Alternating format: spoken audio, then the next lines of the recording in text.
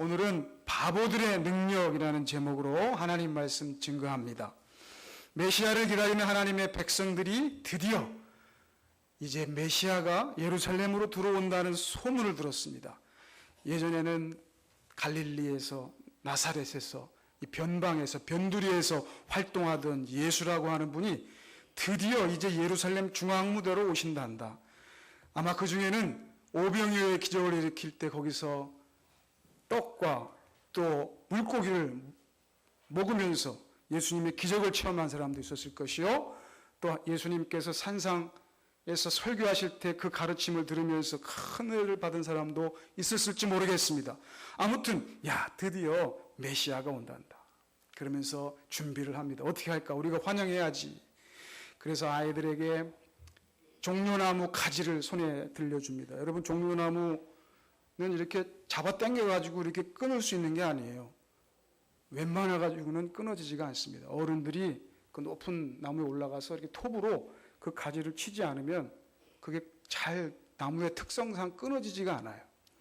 사람 키보다 2배, 3배 큰 종려나무 잎사귀를 들고 환영을 하고 옷을 벗어서 예수님이 타고 오시는 나귀 앞에 깔면서 호산나 찬송하리로다, 주의 이름으로 오시는 이여, 가장 높은 곳에서 호산나 하면서 드디어 메시아를 맞이합니다. 그 메시아가 고통과 압제에서 우리를 해방하고 억울함을 풀어주시고 먹고 사는 문제를 해결해 주시고 모든 실업 문제를 한 번에 날려버려 주시고 안전을 보장해 주시고 사람답게 사는 세상을 만들어 주실 것이라고 기대하면서 모든 문제를 단번에 해결하시는 왕 중의 왕으로 오신 그 메시아, 지혜와 능력의 메시아를 환영하고 찬송합니다. 지금까지 해오신 것으로 볼 때 아마도 그 기적과 그 능력과 그리고 무엇보다도 지금 최절정에 달한 인기도로 볼 때 이제는 예루살렘의 분봉왕이라고 앉아있는 헤롯은 상대가 되지 않을 것이다. 심지어 로마의 총독 빌라도도 이 예수를 어찌하지 못할 것이다 라고 기대하면서 메시아를 환영하고 맞이하고 있습니다. 그런데 죄송한 표현입니다. 이 지혜와 능력의 메시아가 이상한 짓을 하기 시작합니다. 이적 기사를 행하는 능력으로 적어도 모세처럼 애굽의 바로를 꼼짝 못하게 했던 것처럼 헤롯 왕이나 빌라도를 좀 꼼짝 못하게 하든지, 아니면 자신의 지지도를 이용해서 민중을 좀 단결시키고 권력을 쟁탈하고, 그리고 적어도 로마의 제국의 이 총독과 그 졸개들을 협상 테이블로 좀 나오게 하든지, 뭐 이런 일을 하실 줄 알았는데 이 메시아라고 기대했던 분이 이런 거 해보지도 않고 나는 십자가에 죽는다 이렇게 하시는 거예요. 얼마나 실망스러운지 모르겠습니다. 이 이야기를 한 번도 한 것이 아니라 계속 반복적으로 하시는 거예요. 나는 예루살렘에서 대제사장들과 또 유대의 종교 지도자들과 로마의 이 관리들에게 핍박을 받고 십자가에 죽는다. 그리고 부활한다까지 말씀하셨지만 뒤에 부활한다는 얘기는 들리지도 않아요. 십자가에 죽는다는 거예요. 그래서 외부에서 일이 일어나기 전에 내부로부터 벌써 문제가 생기기 시작합니다. 예수님의 수제자였던 베드로가 벌써 예수님의 그 얘기에 반발을 합니다. 예수님 절대 그러시면 안 됩니다. 그래서 한번 혼이 나지요, 베드로가. 가롯 유다는요, 가만히 보고 있습니다. 진짜 그렇게 하시려나. 보고 있는데 예루살렘으로 들어오신 예수가 가만히 보니까 진짜 그렇게 할 것 같아요. 진짜 십자가에 죽을 것 같아요. 그래서 가롯 유다는 아니구나. 이 사람은 우리가 기대했던 메시아가 아니구나 하면서 이 예수를 팔아버립니다. 법정에 고소가 당해서 법정에서 재판을 받는데도 이 메시아인 줄 알았던 예수는 아무 말도 하지 못하고 뭐 로마의 총독 빌라도를 제압한다든지 헤롯 왕을 꼼짝 못하게 한다든지 할 줄 알았는데 그러기는커녕 아무 말도 하지 않고 마치 도살장으로 끌려가는 어린 양이 도살자 앞에서 아무 말도 하지 못하는 것처럼 가만히 있는 거예요. 그래서 이제 사람들은요, 결정했습니다. 예수는 메시아가 아니다. 확신을 가졌습니다. 아주. 우리가 기대했던 메시아가 이렇게 힘없고 불의 앞에서 아무 말도 못하고 우리를 해방하기는커녕 자기도 보호 못하는 이런 메시아가 무슨 우리의 메시아냐 하면서 그들은 이제 예수는 메시아가 아니라 메시아도 아닌데 메시아 흉내를 낸 예수를 이제는 십자가에 죽여라 이렇게 난리가 났습니다. 십자가에 처형하라고. 그런데 진짜 십자가에 처형을 당합니다. 십자가에 달려있는 예수라고 하는 메시아로 알았던 자가 십자가에 달렸습니다. 그 예수를 조롱합니다. 그러면서도 마지막으로 이 백성들은 기대를 하는 것입니다. 십자가에서 한번 내려와 봐라. 메시아라고 하면 네가 정말 우리는 메시아를 기다리고 있는데 당신이 정말 메시아라고 하면 그 십자가에서 내려올 수 있지 않겠느냐. 내려와 봐라. 그러면 메시아로 인정해 주겠다. 이런 얘기도 하고요. 엘리엘이 라마 사박다니를 외칠 때는 야 이제 드디어 엘리야를 부르는구나. 이제 엘리야가 불병거 타고 와서 저 메시아 예수를 구원하고 이제 한번 대역사를 이룰 것이다. 이렇게 기대하면서 끝까지 그 기대를 포기하지 못하는 사람도 있었습니다. 그러나 아무 일도 일어나지 않았습니다. 죽었습니다. 십자가에서 죽었습니다. 그래서 죽은 척 한 게 아니라 십자가에서 진짜 예수님이 죽었습니다. 죽은 척이 아닙니다. 그리고 장례식을 치렀습니다. 이것이 바로 고난주간에 일어났던 사건입니다. 그리고 나서 이제는 완전히 결론을 짓습니다. 십자가에 처형된 예수의 이야기는 한마디로 미련한 것이다. 십자가의 도가 멸망하는 자들에게는 미련한 것이요 라고 하는 말씀. 십자가의 도, 여기서는 말씀 도자예요. 십자가의 메시지가, 십자가의 말씀이 미련한 것이다. 그거는 미련한 것이다 라고 결론을 짓습니다. 미련한 것이라는 표현은요, 헬라어에는 모리아 이렇게 돼 있대요. 모리아. 이 말은 미련함이라고 하는 단어로는 다 표현할 수 없는 그런 훨씬 비하적인 표현입니다. 모리아는 특정한 사회적 유형, 즉 종종 신체적 기형을 동반한 미미하고 부족한 지능을 보이는 하층 계급의 태도와 행동을 가리킨다. 엄청나게 어렵죠. 쉽게 얘기하면 뭐예요? 모리아. 십자가의 메시지는 모리아이다. 미련한. 근데 제가 신학생들한테 물었어요.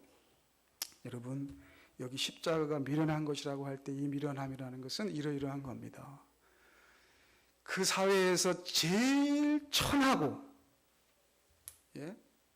제일 못났고, 제일 말도 안 되는 짓을 하고, 제일 정말 지저분하고 한 걸 갖고, 한 그 대상을 향해서 뭐라고 부르죠?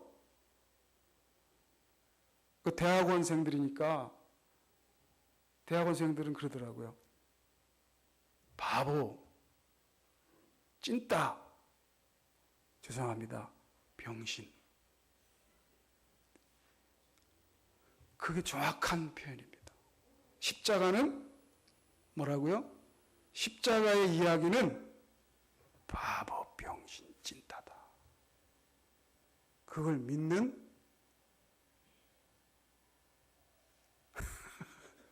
그걸 믿는 바보, 병신들이다. 그런데 이제 고등학생들한테 물어보면 또 다른 말 합니다. 고등학생 10대 아이들이 쓰는 말은 또 달라요. 10대 어디 전도사님 아시나? 그런 경우 뭐라 그래요, 애들이? 예, 워낙 거룩하셔서 잘 몰라요. 하여튼 이거는 욕입니다, 욕. 예. 그 당시에 가장 천하고 신체적 기형을 동반하고 미미한 부족한 지능, 뭐예요? 바보, 병신.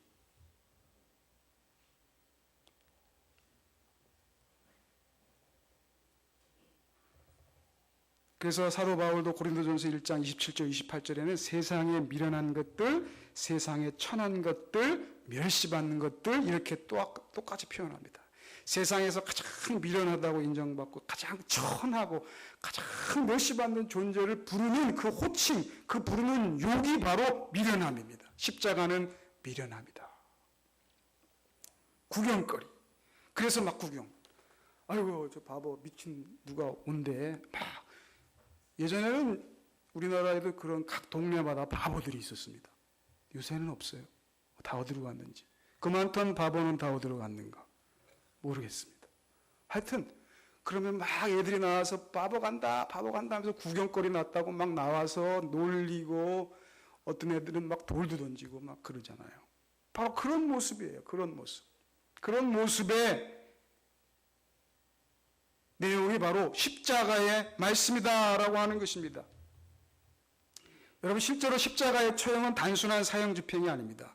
그것은 그 당시 권력층들의 구경거리였습니다. 이 십자가는 단순히 사람의 목숨을 끊어버리는 사형 집행을 뛰어넘어서 조롱과 모욕과 수치와 치욕을 주는 일종의 사회교육용 시범 케이스의 사형 집행입니다. 그래서 유대인의 왕이라고 메시아라고 사칭했던 이 예수를 죽임에 있어서 그들은 이 시범 케이스로 죽이는 거예요. 그래서 마가복음 15장에 보면 예수께서 십자가에 처형당할 때 어떻게 했느냐, 군병들이 와가지고 예수에게 자색 옷을 입히고 가시관을 엮어 씌웠다 그랬습니다. 자색 옷이라는 것은 무엇이냐면 왕의 색깔이거든요. 보라색. 왕이 주로 이 자색 옷을 입거든요. 그러니까 네가 유대인의 왕이라며, 네가 메시아라며, 그러니까 너 그러면 왕의 옷 입어야지. 또 이 가시 면류관은 뭘 상징하는 거겠어요? 왕이 쓰는 왕관을 상징하는 겁니다. 왕관을 씌워주는 대신에 가시로 만든 면류관을 씌우면서 네가 왕이라며, 그러면서 격리하여 이르되 유대인의 왕이여 평안할지어다 하고 갈대로 그의 머리를 치며 침을 뱉으며 꿇어 절하더라. 이게 무슨 내용? 여러분 보세요. 예수가 네가 유대인의 왕이야? 그럼 왕관 써야지. 가시 면류관을 팍 누르니까 막 피가 나지 않겠습니까? 옷을 싹 벗기고 그러면 왕의 옷을 입어야지. 자색 옷을 입히고 그리고 거기다가 유대인의 왕이여 인사를 받으옵소서 꿇어서 절을 하면서 때리기도 하고 욕을 하기도 하고 침을 뱉으면서 또 절을 하는 거예요. 희롱을 당한 후 자색 옷을 벗기고 도로 그 옷을 입히고 십자가에 못 박고 그 십자가에 못 박힌 그 편말에는 뭐라고 써 있었죠? 유대인의 왕이다. 이렇게 해가지고 그 십자가를 어떻게 합니까? 땅바닥에다 이렇게 놓는 게 아니라 십자가에 못을 박아가지고 이렇게 높이 세운단 말이에요. 왕이니까 높이 세워준다 이 말입니다. 자 봐라, 유대인의 왕을 사칭하고 메시아를 사칭한 이 예수라는 자가 유대인의 왕이란다, 면류관을 썼단다, 이게 왕이다 하면서 이렇게 높이 올려주는 거예요. 여러분 우리나라의 이 문화에도요, 이 일본 사무라이 문화만 그런 게 아니라 우리나라에도 장도 문화라는 게 있습니다. 장도 문화. 그래서 여인들은, 사대부집 여인들은 돈이 있으니까 그 장도를 은으로 만들어서 은장도다 그래요. 은장도. 그래서 나를 수치스럽게 하고 나를 욕보이면요, 그냥 안 있습니다. 은장도 탁 꺼내서 그냥, 예. 저희 할머니만 해도 그 은장도 항상 이렇게 비녀로 쓰셨습니다. 이렇게. 그런 문화가 있었어요. 우리나라에도 있어요. 남자들의 장도는 조금 더 큽니다. 남자들의 장도는 그거 호신용으로 쓰다가 또 자기가 수치스러운 죽음을 당하게 되기 전에 자기가 자결합니다. 활복을 해서 자결을 하고. 그런 문화가 우리나라에 깊이 있습니다. 이 경우는요, 장도를 꺼내서 목을 땄어야 되는 거예요. 이렇게 수치스럽게 죽을 거면. 그런데요, 예수님은 이 수치스러운 죽음을 하나도 남김없이 다 받습니다. 얼마나 이것이 수치스러웠던지 이스라엘 왕 그리스도가 지금 십자가에서 내려와 우리 보고 믿게 할지어다 하며 함께 십자가에 못 박힌 자들도 예수를 욕하더라. 그렇게 표현하고 있습니다. 성경에. 십자가에서 같이 처형당하고 있는 이 진짜 질 안 좋은 죄인들조차도 메시아라고 사칭한 십자가에 못 박힌 예수의 그 수치스러운 죽음을 보면서 너같이 죽느니 내가 그냥 죽겠다 이렇게 하면서 막 욕을 한 거예요. 그렇게 수치스러운 십자가였다는 것입니다. 다시 한번 말씀드리면 이 십자가는 바보짓이었다라는 것입니다. 바보짓이었다. 그런데 세상의 힘과 세상의 지혜로 이 세상의 권력자들이 예수를 십자가에 못 박아버리고 조롱하고 욕하고 수치와 치욕을 안겨주면서 문제를 해결해 버렸다라고 생각했지만, 골칫덩어리를 해결해 버렸다라고 생각했지만, 그 예수 그리스도의 십자가의 죽으심이 도대체 어떤 일이었습니까? 놀랍게도요, 그분은 진짜 메시아였습니다. 진짜 메시아였습니다. 놀랍게도 그분은 진짜 왕이셨습니다.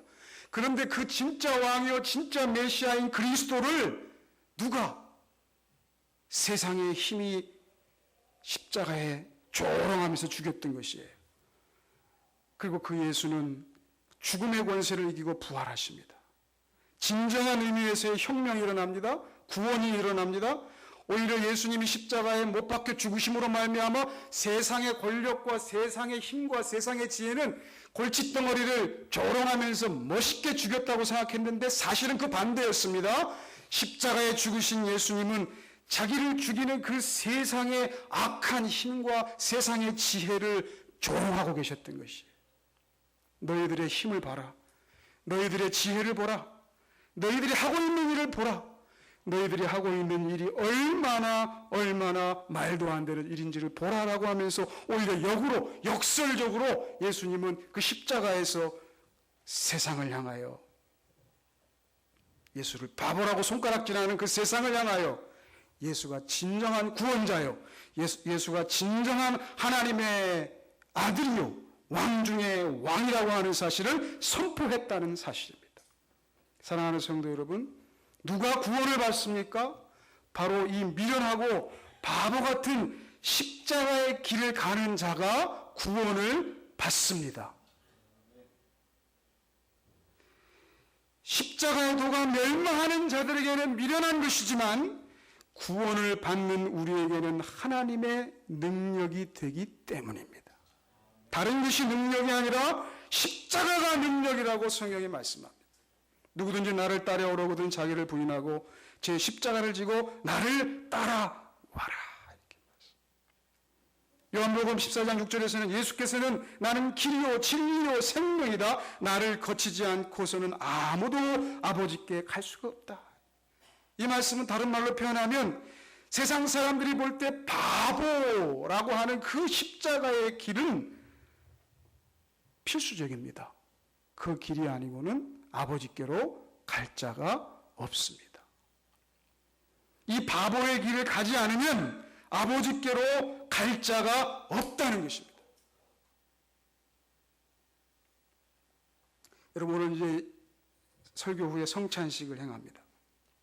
여러분, 이 성찬식이라고 하는 것 자체가 힘의 논리로는, 세상의 지혜로는 생각할 수 없는 일입니다.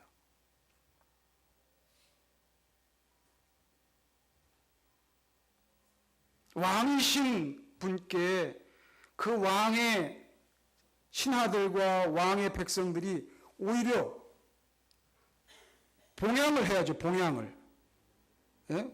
여러분이 세상 논리로 하면 오늘 여러분은 왕이신 예수께 맛있는 떡과 음료수 최고의 와인을 가지고 예수님께로 갖다가 드려도 현찬을 판이에요. 그런데 어떻게 하죠? 예수께서 친히 당신의 살과 피를 나누어 주십니다.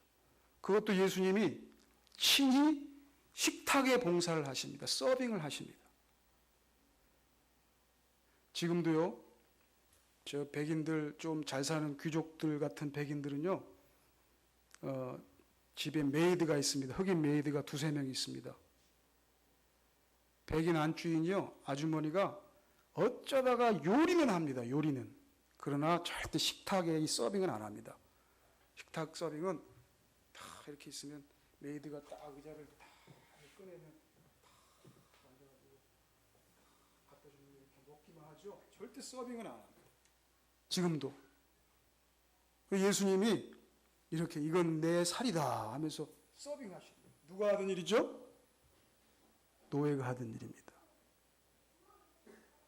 예수님이 잔을 딱 따라가지고 이게 내 피다 하면서 마셔라 이렇게 줍니다.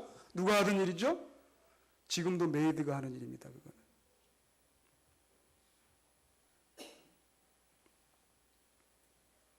그 성찬식은요, 왕 중에 왕 계신 예수가요, 왕의 자리에 앉아갖고 이렇게 있는 게 아니라 종들이 하는 일을 지금 하시고 계시는 거예요. 세족식 마찬가지로 그 당시에 양말이나 신발이 좋지 않으니까 샌들 신고 밖에 나갔다가 돌아오면 주인의 발에 먼지와 땀이 범벅이 되어갖고 냄새가 꼬리꼬리하게 납니다. 방 안에 들어오기 전에 바깥에서 정결케 하는 물로 손 씻고 나면 그것으로 발을 씻기는데, 내가 그 들어온 발 내 손으로 만지면 내 손에는 또 들어오지니까 노예가 발을 닦아주는 거예요. 예수님이 제자들의 발을 닦이십니다. 노예가 하던 일이었습니다. 바보 같은 짓을 자꾸 하시는 거예요. 예수님은 십자가의 길을 가시는 거예요. 오늘 우리 세족식은 안 하지만 성찬식 하는데 최 목사님이 전화하셨습니다. 오늘은 우리 이 목사님이 성찬식 집례를 하도록 합시다. 그래서 네. 그러면 우리는 뭐 합니까? 우리가 배병배전다. 네. 장로님들은 오늘 이제 종로는 안 해도 됩니다. 예. 예. 장로님들 딱 앉으셔서 안주인처럼 받아 드시면 됩니다. 그 최 목사님이 왜 이걸 하려고 하는가 봤더니 보이는 설교를 하시려고 하는구나. 교회는 세상의 힘의 논리가 다스리는 것이 아니라 십자가의 도가 다스리는 줄로 믿습니다. 언제부터 한국교회에 세상의 논리, 세상의 힘의 논리가 들어왔어요. 제가 그러고 보니까 97년에 목사 안수를 받았더라고요. 김해노에서 받았습니다. 저는 김해노에서. 김해노회가 동서울회보다 좀 더 큽니다. 교회도 많고. 목사 안수를 딱 받았는데 목사 안수 딱 받자마자 그 축도를 그 생짜배기 지금 목사 안수 받은 나를 절을 시키더라고요. 벌벌벌벌벌 떨면서 이렇게 했습니다. 그 쟁쟁한 막 우리 담임 목사님도 앉아 계신데, 근데 언제부턴가 그걸 싹 없어졌어요. 그런 게. 축도는 누가 하냐면 제일 선배 목사님이 하는 거예요. 제일 높은 목사님이. 한 10년, 15년, 20년 사이에 이상하게 한국교회 세상에 힘의 논리가 들어온 것 같아요. 십자가의 도는 조금 약해진 것 같아요. 사랑하는 성도 여러분, 고난주간은 이 바보의 길을 걷고 있는지 다시 한번 확인하는 길입니다. 주님의 살과 피를 먹고 마신다는 것은 그 십자가의 길이 예수의 살과 피를 먹고 마심으로 내가 다시 한번 그 예수의 십자가의 도상으로 다시 한번 접어드는 것입니다. 길을 지금 잘못하고 있다고 하면, 세상의 힘의 논리, 세상의 지혜가 추구하는 그 길로 접어들고 있다고 하면 주의 살과 피를 먹고 마심으로 성찬에 참여함으로 다시 예수의 십자가의 길로 다시 접어드는 것입니다. 세상의 힘의 논리가 교회에 자리 잡으면 안 됩니다. 능력 있고 지혜 있기 때문에 메시아가 되는 것이 아닙니다. 오히려 그 모든 능력과 지혜를 가지고 있었지만 우리의 참된 메시아 예수 그리스도는 하나님의 뜻 앞에 자신의 뜻을 내려놓고 십자가를 받아들이십니다. 그때 그 가장 천하고 바보 같은 십자가가 하나님의 능력이 되는 줄로 믿습니다. 교회는 바보들이 많아져야 됩니다. 교회는 너무 똑똑해서 문제가 생깁니다. 교회가 너무 세져서 문제가 생깁니다. 세상의 논리에 걸려들어서 하나님의 능력을 상실하기 때문에 문제가 생깁니다.